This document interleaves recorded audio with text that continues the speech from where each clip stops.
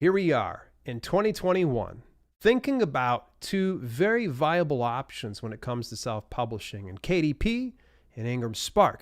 And I get a lot of people that say, should I publish on KDP or should I publish on Ingramspark? Is Kindle Direct Publishing the proper avenue for me to do ebooks and print books, or should I go with Ingramspark? I'm going to talk about KDP versus Ingramspark and why you really don't have to just choose one.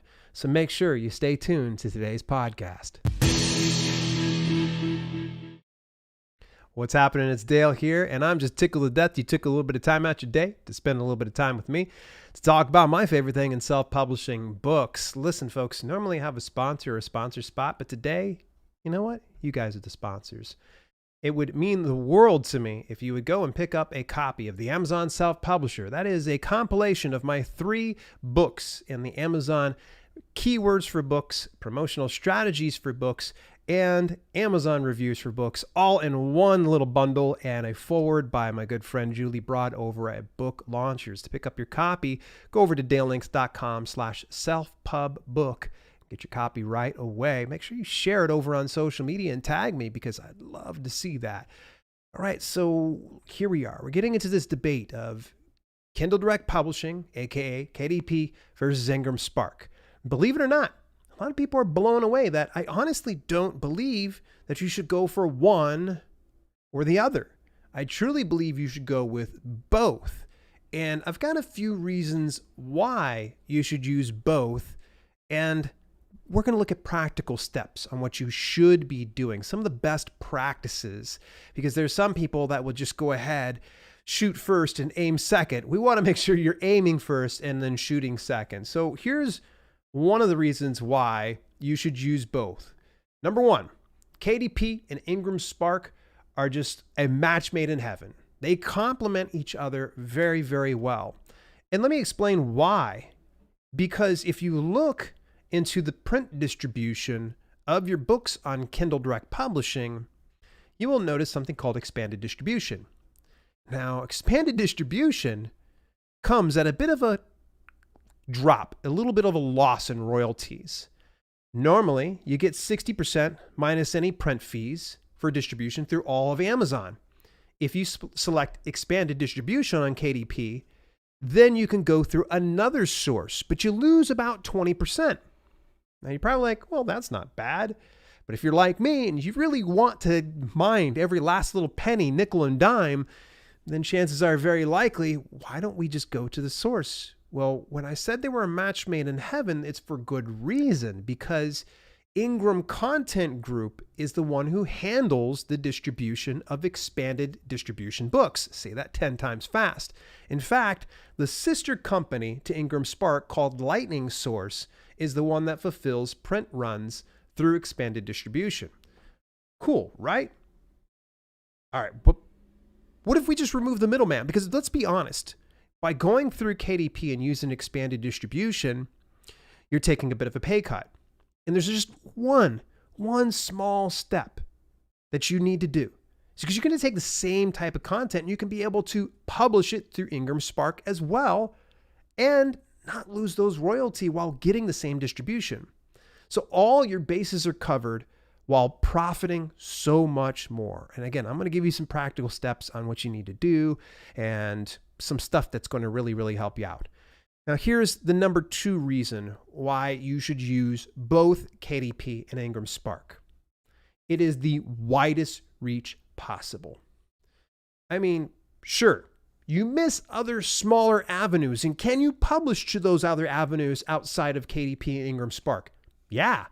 In fact, if you've got the discretionary time and you don't need to spend any additional money, then you should probably look into the other smaller avenues. But if you miss out on them, to be honest and to be fair, Ingram Content Group reaches out to tens of thousands of online retailers and distributors, as well as brick and mortar stores. If there's smaller ones that they don't reach, then chances are very likely you're probably just going to be getting a few sales here, a few sales there, and the other platforms. So to me, I think it's usually not it's not worth the additional hassle, but that's just up to you. Time versus money. If you got the time, then go for it. If you got the discretionary expense to distribute to those areas and just have someone do it for you, then by all means, go for it. And here is the number 3 reason why you should choose both. It's the quality print options. There, by far, is the most options you can get available for print books on Ingramspark. Now, you might be saying, well, if they've got such great books, Dale, why do you tell me I need to still do print books through KDP? It's for good reason. KDP still has Amazon advertising integration. If you're exclusive to Ingramspark, you miss out on Amazon ads. Right now, they just don't have that available to anybody that doesn't have a Kindle Direct Publishing account. There are ways you can kind of work around it, but it's a lot of headaches, hassles, and horse manure, and you don't really want to be bothered with that. But if you're exclusive to KDP, you can always use expanded distribution, but again, you take a huge cut. That's the 60% versus 40%, and Ingramspark has a very comparable royalty structure. In fact, way better than 40%, I'll tell you that. So when you're publishing to Ingramspark and you're publishing to KDP, you can be able to then send traffic to your product page by way of Amazon advertising. So for example, let's say you put out a paperback book through Amazon KDP. You take that same paperback and you make it available through Ingramspark. I want you to level it up just a little bit more. You're going to make one more print book option available, and that would be hardcover. Again, if you got the discretionary expense, go for it. Because here's the thing, Reedsy covered it more recently in one of their emails, that having more products on your product page, having more options, is a bit more appealing to the Amazon algorithm, meaning that having these more of these options makes you more relevant to other searches, and therefore you're going to be served up to more customers with more options where they're going to buy, and hopefully you keep them happy and safe over on Amazon's platform. So let's take a step back here. Those are my 3 reasons why KDP and Ingramspark complement each other, got a widest reach possible, and they got good quality print options. Here's the practical steps. This is where you got to really pay close attention. And if you've got questions, please, by all means, fire away inside the comments over on YouTube, or you can even email me at dale@selfpublishingwithdale.com. And I'd be happy to answer one question for you. But this should probably cover all of your questions here. Let's start out with print books, because this is the part that's a little bit more finicky. You know, it acts kind of weird. And I don't have any explanation of why it acts so weird. It just does. First thing you need to do, get your own ISBN to use across both platforms, if not all platforms. So if you plan on going beyond just KDP and Ingramspark, get your own ISBN. Makes a huge difference. You've got your own name on an imprint, and you can carry it everywhere, and there's no confusion about products. Can you use the free ISBN? Sure, but you run into the problem of duplicate listings. First, publish to KDP.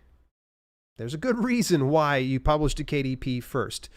For whatever reason, this happens to people time and again. If you try listing through Ingramspark first and then KDP gets a little testy.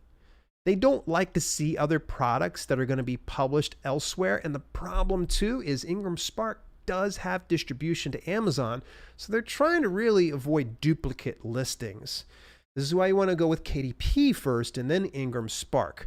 But when you do upload your print book for distribution through KDP, you need to deselect expanded distribution. It's just redundant. There's no need to have that extra distribution. And really, you're going to probably end up cannibalizing sales anyways, and you've got 2 products that have the same. It becomes a hassle. If you publish to Ingramspark next, this is where they're happy. They're happy you're distributing through them. KDP, they've already gotten their fill. They're like, okay, great, you've uploaded here. You go over to Ingramspark. Keep in mind, something Ingramspark has that Kindle Direct Publishing doesn't have. That is pre-orders for print books. I know, gasp. Not too many people realize that pre-sales are there. They're available.